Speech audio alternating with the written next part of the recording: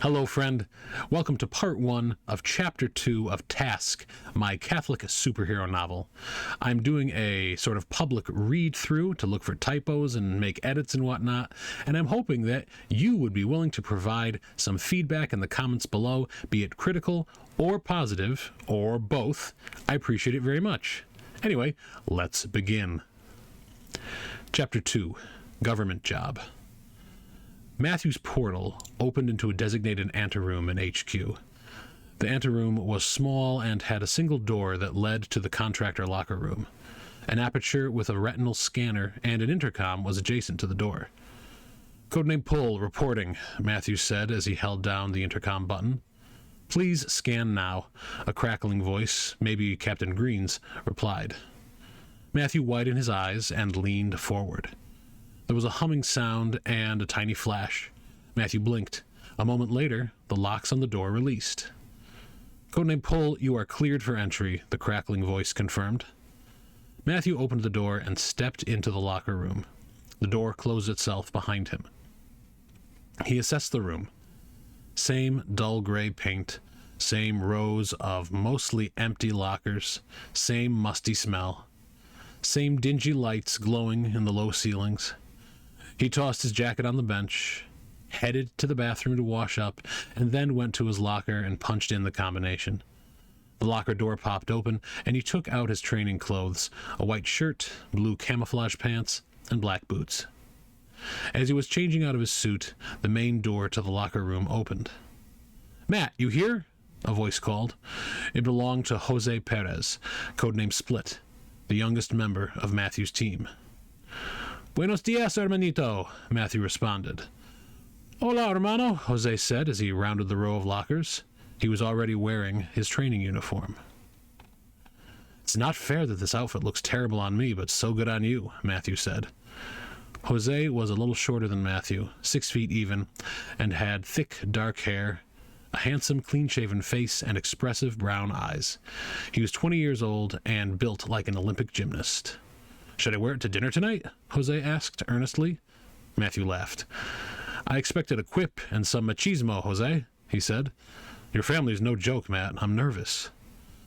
"Well, you should dress up a bit. It will be your first time meeting them." It'll be. It's not it will be. I don't think he would say it will be. I think he'd say it'll be. It's a casual conversation. All right. "Well, you should dress up a bit. It'll be your first time meeting them and Faustina." "I've been really stressing about what to wear," Jose said. "I want to make a good impression, but I don't want to be too formal because that's not me, but I know your sister is pretty old school, and..." "Do you have something picked out already?" Matthew interrupted. "Yes." "Just wear that. But don't overthink it, Jose," Matthew said.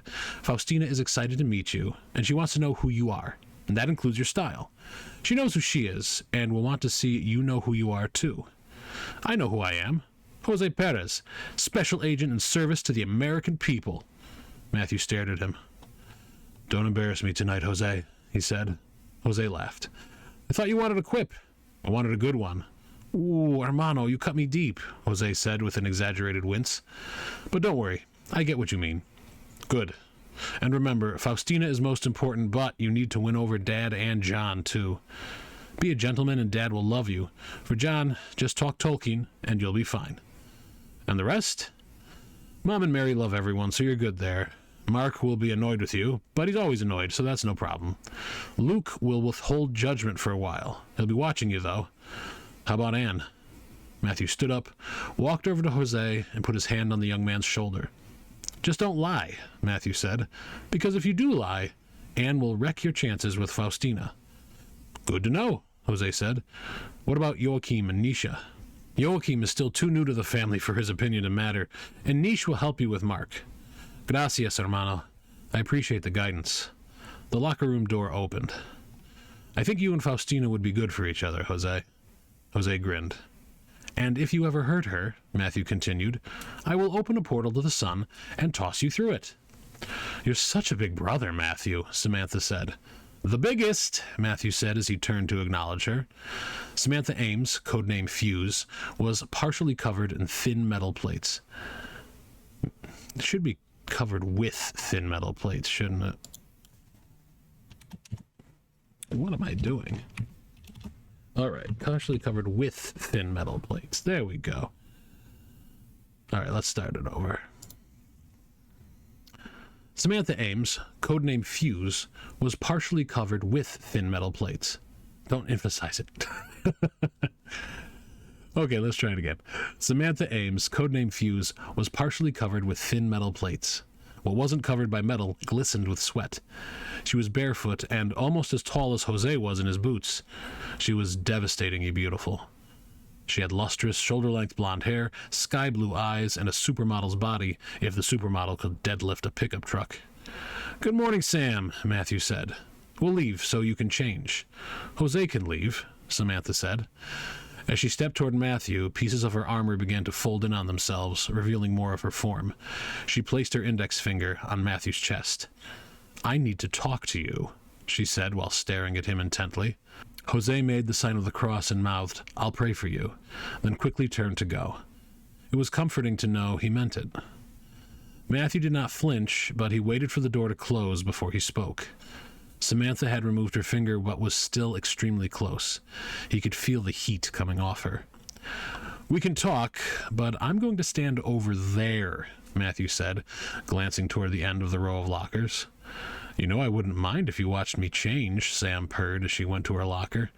"Wow, you're laying it on thick today," Matthew said. He leaned against the last locker, keeping his back to Sam and his eyes front. "Not going to shower?" "No time," Sam said. "And I always smell like chrome anyway." "If you say so," Matthew said, but he smiled at her comment. "So what do you want to tell me?" "You did well with the interview this morning," Sam said. "You didn't back down. The colonel respected that." "Really?" Matthew asked. He was surprised. Colonel Brinks was a hard man to impress. "But you really botched the Q&A section," Samantha said. The question Jenny asked, "Did you hack her studio?" "I did. Colonel's orders."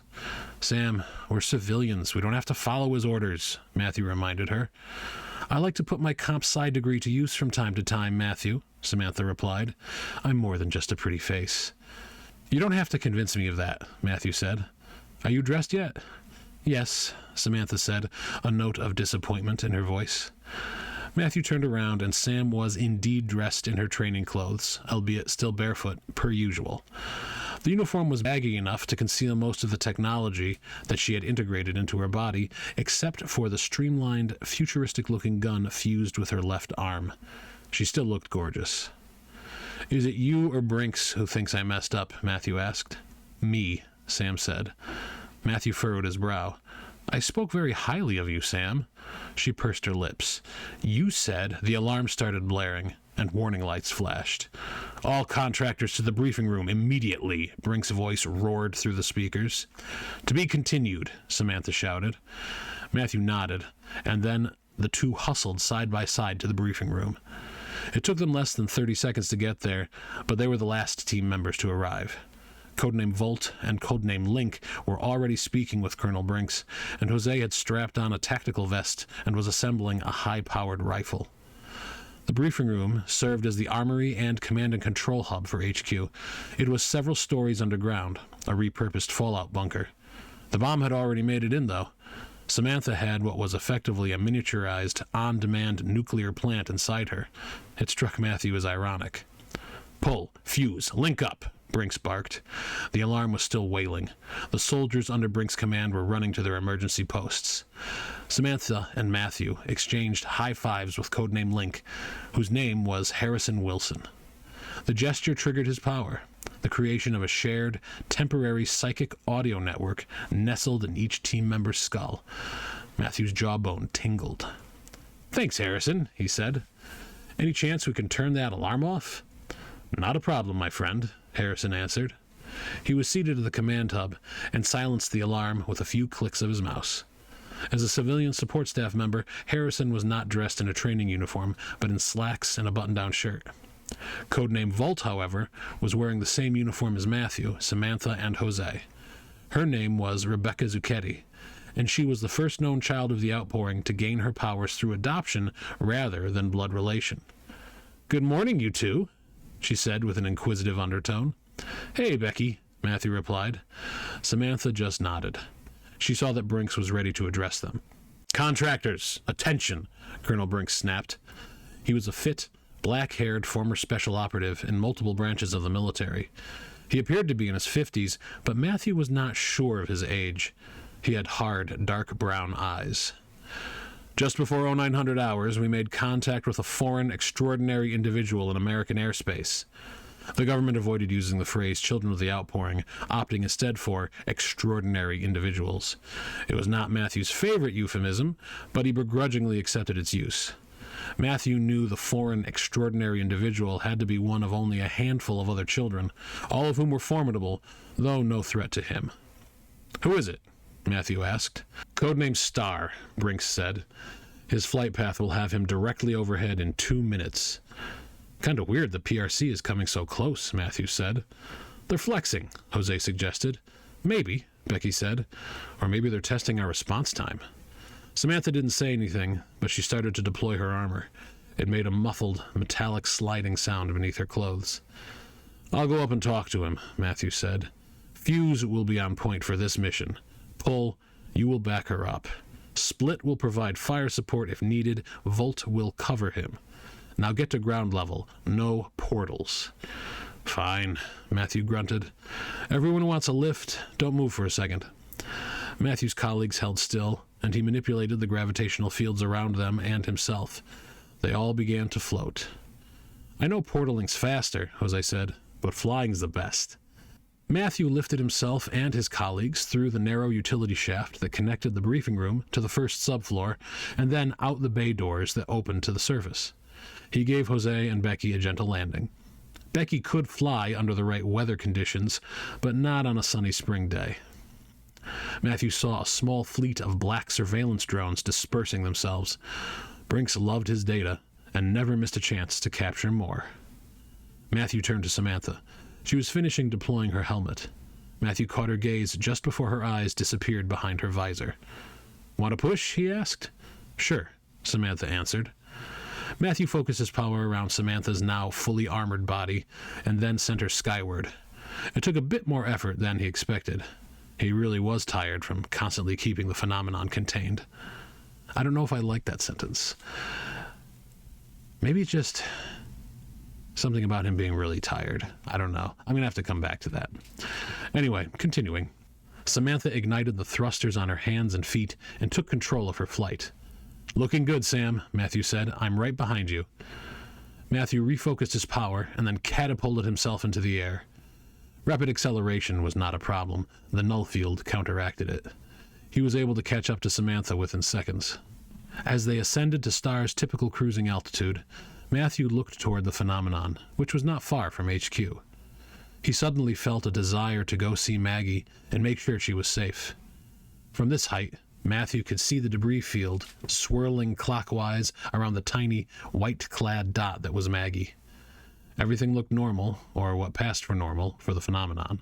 "I'll see you later," Matthew said. "You talking to Task?" Samantha asked. "I am," Matthew said. "Who's on observation duty today?" "That'd be me," Jose said. "Good. We can talk about what you got Faustina for her birthday." "About that," Jose said. "Jose, you did get her something, right?" Becky chimed in. "I've got a plan," Jose assured them. "I just need a little more practice." "You've got until 1800 hours to get it together, hermanito," Matthew warned. "If we are late—" "I see him," Samantha cut in, flying lower than expected, heading toward the phenomenon. "Engage target," Colonel Brinks ordered. "Try arresting his flight peacefully, but use force if necessary." Fear and anger made Matthew's chest tight. "Yes, sir," Samantha responded. "What does Star think he's doing?" Matthew asked. "Let's find out," Sam said. She accelerated, and Matthew followed. Star must have marked them because he sped up. Samantha maintained her pace, but Matthew accelerated. "With me, Matt," Samantha said. Matthew slowed down. "Apologies," he said. Star came to a stop about 5,000 feet directly above the... 5,000 is too high. I don't like it. I want to go to 3. All right, let's do it that way.